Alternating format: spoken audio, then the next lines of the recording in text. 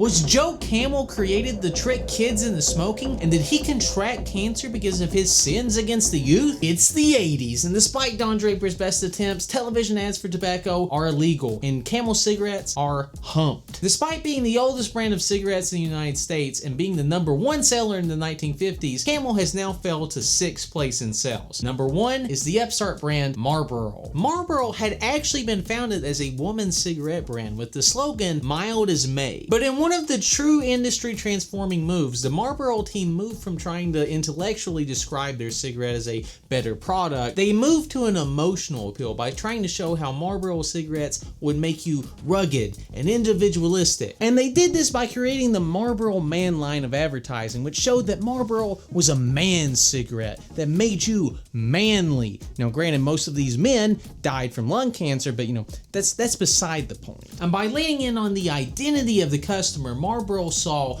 astronomical success. And Camel, doing what every company would do in this situation, copied Marlboro and made their own Marlboro Man. Behold, the Camel Man. See, instead of a cowboy, he's a safari boy. Smoke our cigarettes. The only thing is that Napoleon Dynamite over here wasn't exactly as effective as the Marlboro Man. The African safari may be the place that a man belongs in the camel world, but in the real world, a man wants to be Texas Red. So, faced with dwindling sales, Camel searched for a replacement. And somewhere along the journey, they came across this French advertisement from the 70s. And while the camel lacked any personality, there was something about this cartoon camel with a cigarette in his mouth that just made sense. So they sent this camel over to McCann Erickson, who handed it off to Mike Salisbury, who was determined to make this camel into a superstar. So, and while researching this video, I came across a treasure trove of leaked Camel internal documents. So, and just listen to these directions that Camel gave Mike to help create Joe Camel. Contemporary heroic camel mascot. Sex, unmistakably male. Marital status, unabashedly single. This is one sexed up camel. Also, apparently one of the big issues that test audiences had with Bob Beck, who was the Safari Man, was that he was apparently viewed as like this loner who had this meaningless life, whose only joy was smoking cigarettes. And armed with the guiding north star of this character, Mike set about creating the infinity of variations of Joe Camel until he finally cracked the code. And he did this by creating the real Camel Man, essentially by taking the head of the cartoon camel and putting it on the body of an adult male. It was also suggested that he remove the hump, as it was not heroic enough. And by finishing out the look with Sean Connery's eyebrows and a pair of Miami Vice shades and a cohort of other cool camels to converse with, Joe Camel was born. And once Joe Camel was perfected, he worked. Look at the test audience's different reactions between Bob Beck and Joe Camel. It is night and day. Joe Camel could lead a nation. I think that the idea of Joe Camel is best summed up with this quote from the original Joe Camel creation project. His lifestyle is the stuff that our target's fantasies are made of, but in reality have very little chance of living themselves. Does Joe Camel represent like the illusion of the American dream? Good Lord. And now armed with the advertising equivalent of Tyler Durden, Camel started advertising with Joe Camel big time. And I mean, he wasn't just big, he was big. One of the big benefits of having a cartoon mascot is that he can go anywhere and do anything. And so Joe Camel was a piano player. Joe Camel went fishing. Joe Camel was in a gang. Joe Camel went to war for his country.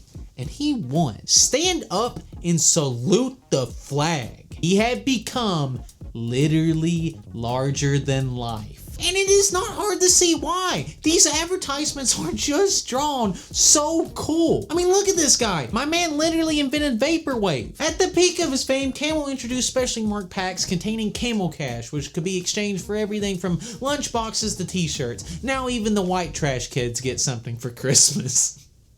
These promotions pushed up Camel's market share by 0.5%, something that was inconceivable during a time when most cigarette companies were losing market share. But you can't make this many friends without making a few enemies.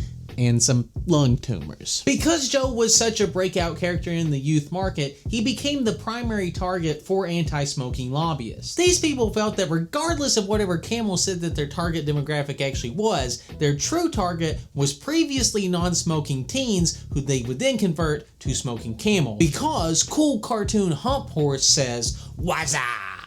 or so goes the logic. These claims reached their peak after the Journal of American Medicine published a study where children were asked to identify logos of companies. The study showed that among children aged 6, 91.3% matched Joe Camel with cigarettes, nearly the same amount that matched Disney Channel with Mickey Mouse. This brings up the question, was Joe Camel created to get kids to smoke? Well, according to the original creator, Mike Salisbury, no. He says that in the original creation process that Camel would actually reject things that they thought skewed a little bit young, such as whenever he wanted to portray Joe as a spiky-haired punk rocker. And we can see from the leaked internal documents that Joe Camel was designed to connect with frat bros, not kindergartners. So regardless of whatever Camel said that Joe Camel's actual target audience was, the stock standard joke was going to be that Joe Camel was supposed to be baby's first lung cancer endorsement. Even Salisbury himself seemed to have this Oppenheimer moment with it, later saying, "Oh God, maybe I went too far. The money was fine and all, but maybe through karma I'll end up paying for this." Infamous satire group Adbusters even came up with an entire advertising line of Joe Chemo commercials. In this episode, Joe gets cancer and dies a painful death, but don't worry kids, he still looks sharp as a tack in that casket. Also, you gotta love that the Surgeon General warns that smoking causes family reunions line.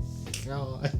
It also really didn't help that there was a persistent rumor that Joe's face was drawn in a phallic fashion. Look that one up in incognito mode if you don't know what that means. But Joe wasn't just getting nasty cartoons drawn about him, he was also getting sued. Right after the brand study came out, Camel got hit with a personal and an FTC suit. And by 1997, the walls were closing in. The FTC found that the Joe Camel campaign violated federal law as an unfair practice. The tobacco industry had just agreed to pay $368.5 billion in settlements, and Big Tobacco had just settled on an industry-wide ban on cartoons and cigarette ads. And on July 10th, 1997, the Joe Camel advertising campaign was officially phased out. It's interesting that the official reason given by the Camel Company was not the advertising ban on cartoons, but instead that Joe Camel had simply ran its course. It would be replaced by the What You're Looking For advertising line, which had Joe replaced by the original non-cartoon Camel. Whether or not you find this to be sour grapes on Camel's part, I'll let you make up your own mind. Later academic studies found that Joe Camel likely did not push millions of unsmoking children into smoking like some of his opponents said that he did. But regardless of the child smoking angle, the societal value of a cartoon that encourages people to smoke is definitely a net negative. But with all this being said, I still feel that you can in some way objectively appreciate that Joe Camel was a good character, even though that he did hawk for, a morally bankrupt industry. Sometimes you just gotta separate the Camel Man hybrid abomination from his tumor-inducing work. But if there's one thing that I've learned throughout this entire journey, there's only one way to cure cancer of the hump,